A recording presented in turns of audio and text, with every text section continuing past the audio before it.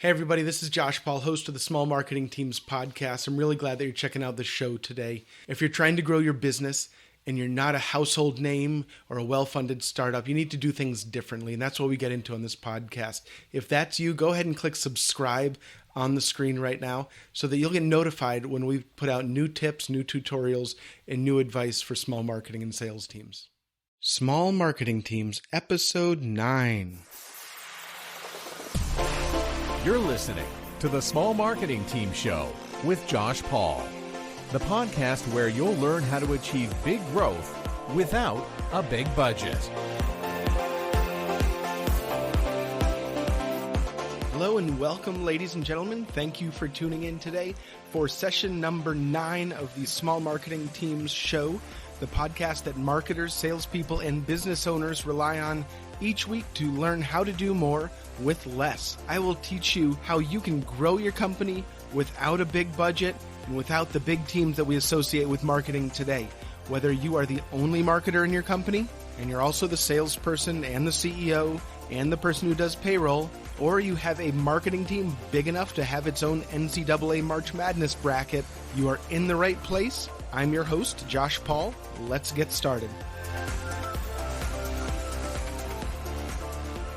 Hello, ladies and gentlemen. I want to kick off this episode of the Small Marketing Teams podcast on a special note. I just wrapped up Jesse Dubeck's Facebook fan page Traffic Academy live event. I'm coming to you today from San Diego. It was an amazing event, 3 days, tons of information on how to grow a massive audience on Facebook, how to do it at a very low cost, how to do it in a systematic way. So you set it, forget it, and then optimize it over time, but it doesn't take a lot of hours. And then turning that engagement into leads. We talked about getting clicks to your website for as low as 20 cents. And that means, if you have a good offer, then you're talking dollar leads, dollar names added to your list, which is unheard of. And when you systematize it and you're talking about the scale and the numbers that you have on Facebook, if you have 50,000 or 100,000 people who like your page, then converting that a good amount of those into clicks and leads, it can make a big impact on how you sell products and services. We built entire funnels for high-end products and services, B2B and B2C products and services. High-end meaning high ticket, not your $5 book or $10 book. We're talking about tens of thousands of dollars. So this applies to businesses of all types. It was really exciting, but it reminded me that when Jesse and his team were presenting such a sophisticated system, and that is the level that, they're the best of the best at building large followings on Facebook and monetizing those regardless of the business, regardless of the product or service. But when you have people who are ninjas on that level, that you really have to think hard about getting into the game on any platform if you're not going to be able to set up the sophisticated, complicated processes that you need to get results. Once you set up the system, it's pretty easy to maintain, but there's a lot of components to it. So there's a lot of people who I recommend Facebook to that I know that they don't have the sophistication or the time or the staff who understands it on such a deep level and all the aspects that go into it. So I'm going to actually change my recommendation in a lot of cases to tell people that Facebook advertising or LinkedIn advertising or Twitter might not be right for them at this time. In other words, it's not worth spending the money if you're not going to do it using the full system.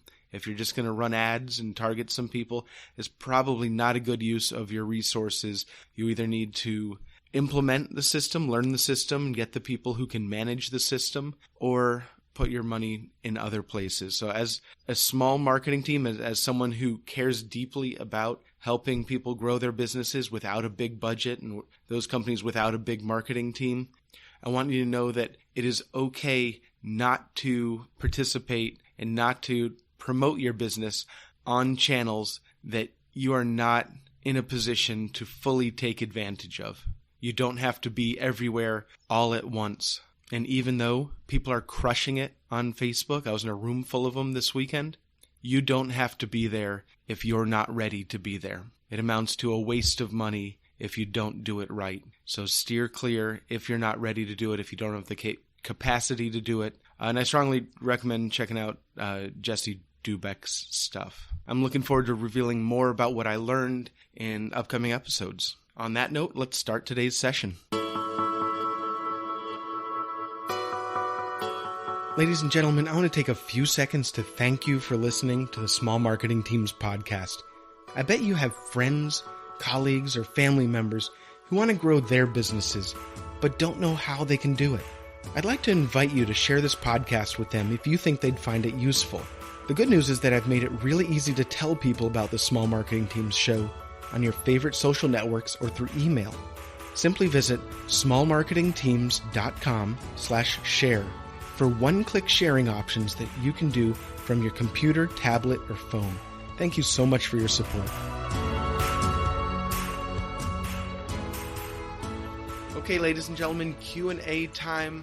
This week's question is from Daryl in Raleigh, North Carolina. Daryl is fully ready to embrace using full original, insightful content to generate leads. Daryl asks, is blogging dead? When I started my business 10 years ago, you could blog and write a post, and the article would show up on the front page of Google, the first page of the search results, the next week. Today, since there's so much content and everybody is blogging enough? Or is blogging dead? And we need to find another way to produce content. Well, Daryl, that is a really good question. I've spoken on that at several marketing events because it is true. Blogging is not enough to answer your question. If you think that you're going to generate leads simply by writing blog articles, that's the way it worked 6, 7, 8, 9, 10 years ago. You put out blog articles and with calls to action, those get found in search engines and shared on social. But the volume of content and the volume of articles being published, once everybody caught on to that, has just exploded. And so blogging is not enough to get you found and to generate qualified leads. But that doesn't mean you should not be blogging. That doesn't mean you should shut down your blog. So I'm going to talk about 3 things that are going to help you in today's environment. First of all, you need to put just as much effort and money and strategic thought into how you're going to distribute that blog and how you're going to get it in front of your readers as you do the content itself. And getting it in front of your readers means through organic social, paid social, building an email list, doing co-marketing, and getting it in front of somebody else's list. All of those things will be compiled into a plan, a repeatable plan, so that when you publish a blog post, you can send it out through your distribution process and it gets views that way. Relying on search alone right now is not a good strategy. That's the point where we are. If you produce a blog post and just let it sit there, you will grow, but you will grow very, very slowly. So focus on content distribution. That's email, social, partners, and a series of other channels. Next, what I want to talk to you about is taking that blog post and repurposing it into other formats. If you post a blog post, write an article, post it to your blog, and share it on Facebook, Facebook prioritizes those pretty low compared to other types of content, whether it's video or images or infographics. Those get shared at a higher rate. And I'm not telling you that because Facebook is the only channel you should work with. I'm telling you that because that is an indication of the world we're living in. Facebook tracks and trends with the way that people consume content. So that blog post is your core asset. You've done the thinking, you've done the research, you've structured it into coherent, helpful, educational thoughts, and you want to repurpose that into audio, podcasts, short videos, infographics, presentations, and that way it expands your reach. And when you do expand your reach using those formats, when you share those through your content distribution process, those get shared to a broader audience and consumed at a higher rate. So the first thing is distribution. The second thing is repurposing that core content into other socially shareable formats. And then the last thing that I recommend you do is change the way that you do blog. So rather than just writing a straight article anymore, you're competing with a lot of really strong content out there. So take that article and look for areas that you can enhance it with better visuals. If you talk about a process in your blog post, create a visual that outlines that process.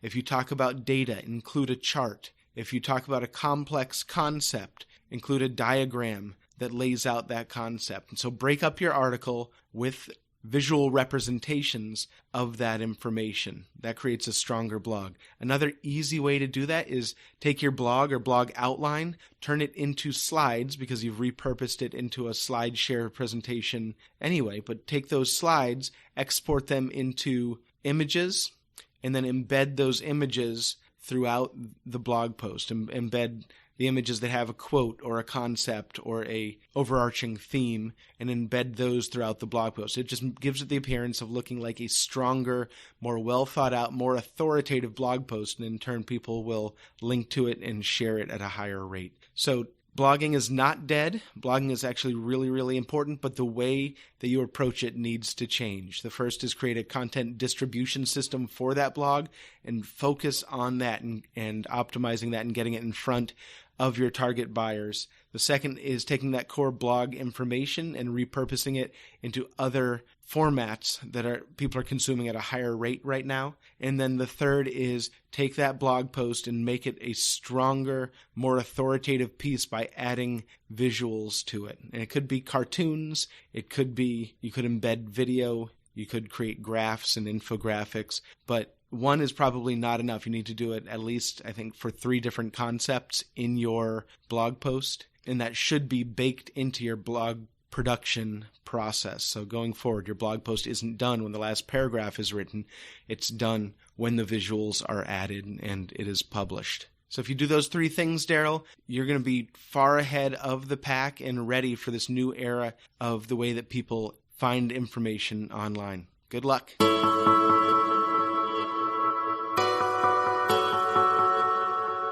If you've been listening to this podcast for the past few months, one of the things that you know is that generating quality leads, qualified leads for your company is a lot more efficient when you take a content-based approach. The old way of doing marketing was a very interruptive, cold call, buy billboards, big spend type of marketing. And while it works, and it worked, and it just wasn't as efficient as newer approaches that companies with small marketing teams have embraced to grow their company a lot more efficiently. Efficiently meaning they get a lot more leads and spend a lot less money and have to have a lot fewer people on staff to get those results. But the reality is, most people in your company that aren't students of marketing and sales are used to doing things the old way. They are expecting direct response type results. And that means you send an email out and a percentage of the people who get that email click and buy or request a demo or contact your sales team. You buy a list, you send an email, or you buy a list, you send it to your cold calling team, they get a percentage of the people to respond. It still works, just very expensive and, as I mentioned, not an efficient use of your money. Many of the top people in your company, many of the top executives are not going to understand that content marketing is a long game and it's a different approach, and you're not going to get the results that you are. And it takes time to generate quality leads consistently. Many years ago, when I was first running a small marketing team, I was looked to by the company to grow this company. And I remember my boss, the CEO at the time, coming down on me weekly. How can we do this faster? Why aren't we seeing results? There's got to be, and this is a term that will always stick with me, there's got to be a silver bullet. What is the silver bullet? Do we need to buy the right list? Do we need to hire an outside sales team? He kept wanting to leapfrog the process because the results take time. Fast forward 3 years, and we're consistently generating 200 qualified leads a month, and I'm not getting the complaints that I was getting at the beginning. But it's that initial ramp-up period where you're producing content, it is getting found, but you don't have enough to get found consistently. You're still putting out content offers that convert website visitors into leads, but you don't have every offer that you need built out. as a marketer, you'll always see things that you want to improve, that you want to optimize, where you want to fill in the gaps. And that takes time to create, especially when we're talking about quality content, original content that your market will find valuable. So what I want to talk about today are 3 ways that you can accelerate your content marketing results. There's a lot of ways to accelerate content marketing. These are 3 of the biggest, 3 of the ways that I have gotten the best results for, and I'm going to give those to you right now. So let's start with number 1. When you're using content to generate leads, the first step is to get found. Once you've built your funnels out and built your system to capture leads from website visitors, that's always step number 1, because you don't want to turn on your traffic sources before you're ready to capture those leads, because otherwise they're coming to your website, getting the information, and they leave your atmosphere forever unless they happen to come back or they're ready to buy. So once that system's in place, the number 1 thing that you can do is get traffic faster. And how do you do that in the most efficient way when you're a small marketing team? And that is through paid online ads. While I used to do Google AdWords, I don't do those as much anymore, especially in a B2B environment. The most efficient way to get more traffic and get more targeted traffic today is to buy ads on social networks like Facebook, LinkedIn, and Twitter. You can target people in a very, very granular way, so you're not wasting your money. And a lot of times you'll have to do different tests, test a week with this profiling formula, test a week with this targeted audience, and see which one you get more traction with. But spending a couple $100s a week on Twitter, Facebook, and potentially LinkedIn. LinkedIn's usually more expensive, so you need to make sure that you're going to get results there, because it can get very expensive and you can run through your ad budget very quickly. But Facebook and Twitter are where I start to get targeted qualified traffic very quickly. So first place to start is by upping your traffic significantly with qualified traffic, with targeted traffic, by buying ads on social networks. Paid social is the number 1 way to accelerate inbound marketing right now. And you're going to have to keep an eye on this trend, because it'll probably only last another 1.5 to 2 years at the inexpensive rates that you'll find today. I was at an inbound marketing conference last fall, and Gary Vaynerchuk was one of the speakers, and he was talking about the macroeconomics behind paid social ads. And while they're very efficient today, pretty soon large brands are going to take their large advertising budgets that they're right now spending on Super Bowl ads, and they're going to realize they're not getting the return on that, and they can do it in a much more efficient, targeted, measurable way, and that's through paid social ads. And so they're going to start flooding the market with their dollars, and that's just going to bring your costs up. So now is the time to spread your content through paid social, promote your offers on paid social, and grow exposure for your middle of the funnel offers, like your product tour, through paid social. There's a multi-tiered approach, and we can get into that in another episode, but the big idea here is accelerate your inbound lead generation, your content marketing lead generation through paid social. All right, the second way that you can accelerate your lead generation using content is to create better offers. The number 1 reason that your ads or calls to action on your website are not converting is not the language you used or the color of the button that you picked or the size of the call to action.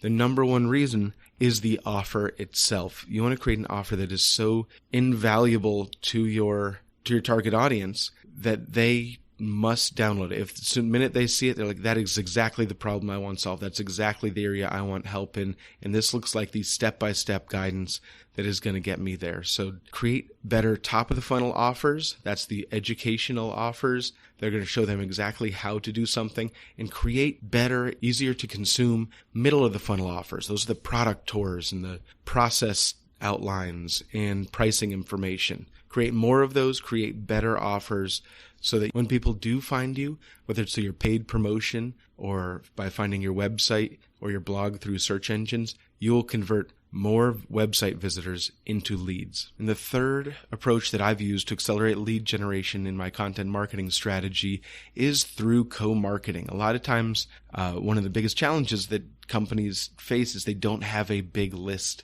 today. They don't have a big list of prospects. So where do you start? how do you grow that list quickly? And this is through co-marketing, or sometimes called joint ventures, where you find a complementary company or complementary product in your industry and you do a joint piece of content together. You host a joint webinar and you promote it to your list and they promote it to their list and you share the leads. And you may do a swap type webinar where you'll do one webinar 1 month that focuses on your product. And webinars obviously can be salesy, but they should have an educational component as well. And so once it's about your product, the next month you promote it to your lists and it's about their product or their value proposition. And so one thing you want to make sure of is not only do you want to pick somebody who has some name recognition in the space, or has some credibility in the space so that you can pick up more leads, get more conversions because people want to hear from that expert.